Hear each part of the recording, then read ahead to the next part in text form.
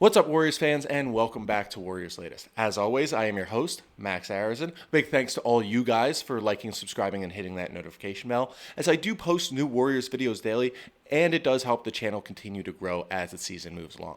And a huge thanks to today's sponsor for the video, Underdog. Now, Underdog is a skills-based app where you pick if a certain player will go higher or lower in points like steals, assists, points, and more. And for me personally, I've been on a bit of a hot streak because of how much research is required to do like more challenging picks, like going lowers on certain players. And because I've done all this research and really used my analytical skills to just evaluate players' matchups, trends, and things like that, I've been doing pretty hot. So I do love the game. It gives an extra energy to watching the game, and it allows me to have fun even though I may not be at the game or out watching the game. I'm just watching it at home and just having a good time. So do me a favor and scan this promo code right here and use promo code basketball fan to get $75 in bonus entries on your first $5. Trust me, if I can have fun, you definitely can have fun and win too. But speaking of winning, even though the Warriors won last night, they were not winning at all. And that's because the team lost Jimmy Butler to a torn ACL. And this is one of those things that I don't know how to describe it. It is I mean, I have never seen a turning point get the wind taken out of its sails as quickly as it did last night versus the Heat when Jimmy Butler went down. I mean, that's rough because without Jimmy, this season could potentially become a wash. I mean, without Jimmy, he's their second leading scorer. He is that high energy guy that they need, but without him on the floor, he's just a albatross on the bench recovering. And with that torn ACL, he's not going to come back anytime soon. At the latest, he's coming back next January. And if he's coming back next January, that's just too long for the Warriors timeline. Like I've said over and over and over again, the Warriors timeline ends at the summer of 2027. So that's basically a little over 18 months from now. Or yeah, just about 18 months. But you cannot you got to do something. And this is the roughest injury. And I do like how the rest of the team did pick up the slack when he went down, even though he was an important part of last night's win. Looking at the box score, he had 17, and the rest of the team did well with Quentin Post going for 15, Steph Curry for 19, Moses Moody for another 13, and then Al Horford with 10, and Buddy Hield with 16. I do like that, but something has to be done now that he went down. And it all really depends. Maybe he does come back earlier next season with that fully healed, but that also depends on the surgery he gets as well. He could get a graft surgery that takes a ligament, I believe it's from your arm, or like your arm, and then puts it in your knee to replace the torn ACL. But the re-tear probability is 75% because that ligament isn't supposed to be there. Now, if he does the bridge-enhanced ACL repair, which they suture a sponge to the two sides of your torn ACL and then take blood out of your arm, spin it, and put it in the sponge that encourages healing and then eventually heals the ACL by itself, yes, that could be great, but still, the recovery timeline is just the same, even though the re-tear rate is lowered from 75% to 25%. Now, I'm not 100% sure on those numbers, but I just know it is much lower on the bridge-enhanced ACL repair than it is on the graft. But fact is, Jimmy's gone, and the Warriors need to do something. But speaking of something they can do, this provides the perfect opportunity to allow Jonathan Kuminga to shine in the absence of Jimmy. Now, we all know that Jimmy's presence created a problem for Kuminga in terms of spacing. Now, I think now that he's done and pretty much gone, something like the Warriors have to give him the opportunity to shine because they don't really have a choice anymore. If they don't allow him to shine or don't make a trade, this season is a wash, and it's better to just bottom out than to waste time trying to compete for a play-in spot. Because if you really like bottom out, it's just painful to see because it's just saying we give up and it's only January and we're not even at the trade deadline. Now, allowing Kuminga to play will not only just maybe help the Warriors in the short term by giving them a guy who can score, be in the starting lineup, and no longer have the issue of spacing between him, Draymond, and Jimmy.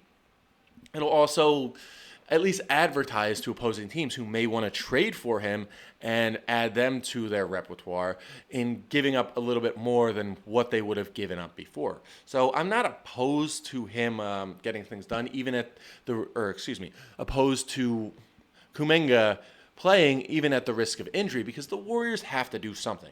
And end of the day, this is a win-win scenario for the Warriors. They replace Jimmy in the short term with Kuminga, who gets an opportunity to shine, and they get to advertise Kuminga to the rest of the league after holding him out for the last 10 or so games. So it's a win-win. Warriors, you got to do it. These are dire straits right now. Now, fast breaks, buzzer beaters, and block parties are back, and Underdog is the best place to get in on all the action. Playing on Underdog is easy. Just pick whether your favorite players will go higher or lower on stats like points, rebounds, steals, and more. Get your picks right, and you could win up to 5,000 times your cash. Today on Underdog, I'm looking at the Raptors-Warriors game and going with Steph Curry to go higher in his projected 28.5 points, and Brandon Ingram to go higher in his projected 16.5 points. Download the app today and use promo code BasketballFan to score $75 in bonus entries when you play your first $5. That's promo code BasketballFan. Underdog. Make picks, win money.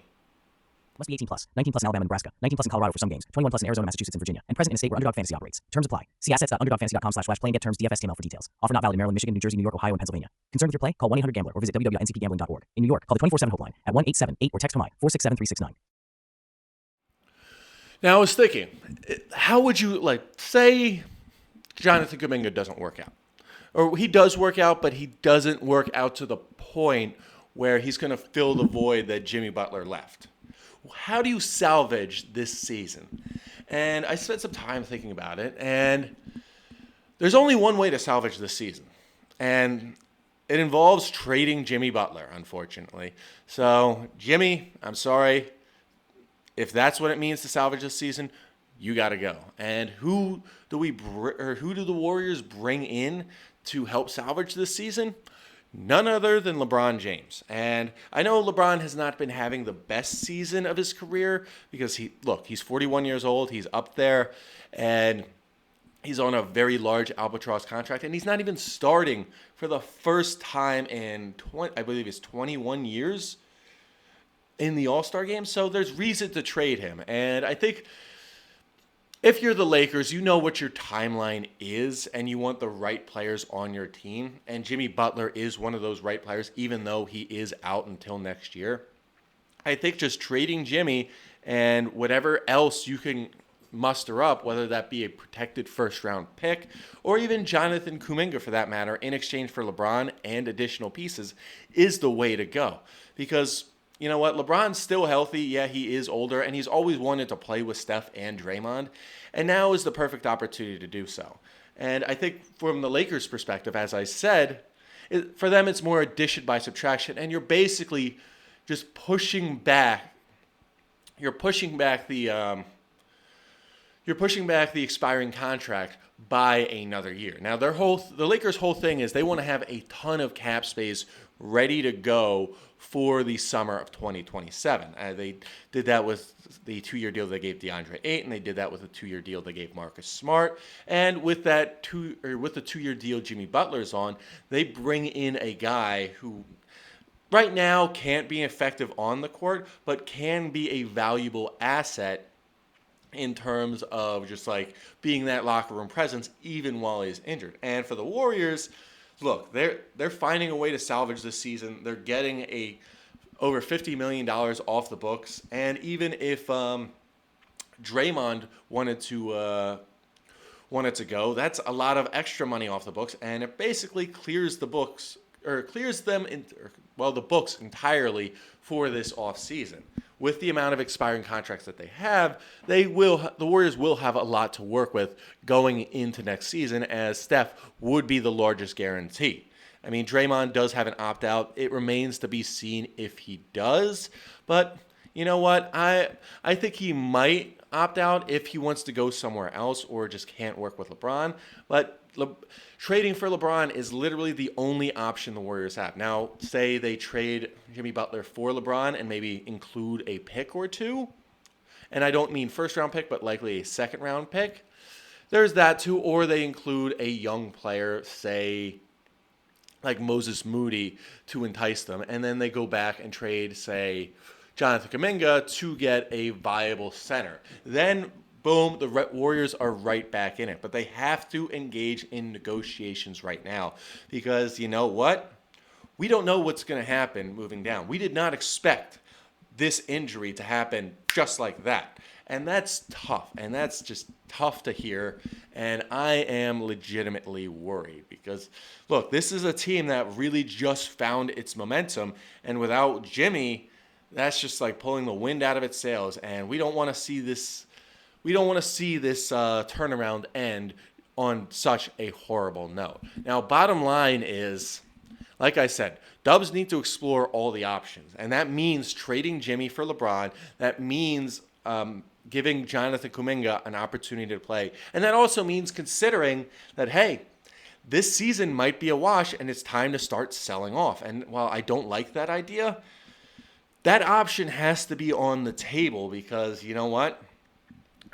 Like, if we're looking towards Steph's future and getting him another opportunity at the plate in the finals, like, you've got to figure out if this, like, without Jimmy, you can't be anything more than a play-in team. That's just, you don't want to middle in the or just hang around at the bottom of the play-in.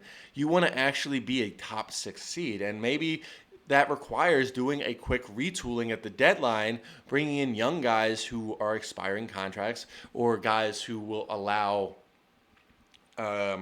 the Warriors to retool in the offseason. And maybe that even means trading Draymond Green to Detroit to give them that veteran presence in exchange for some of their expendable young guys that they have on that roster. But every option has to be on the table, and the Warriors just can't ignore the obvious anymore.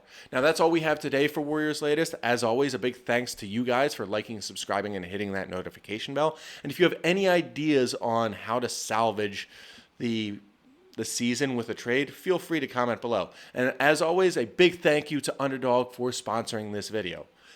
And go Warriors!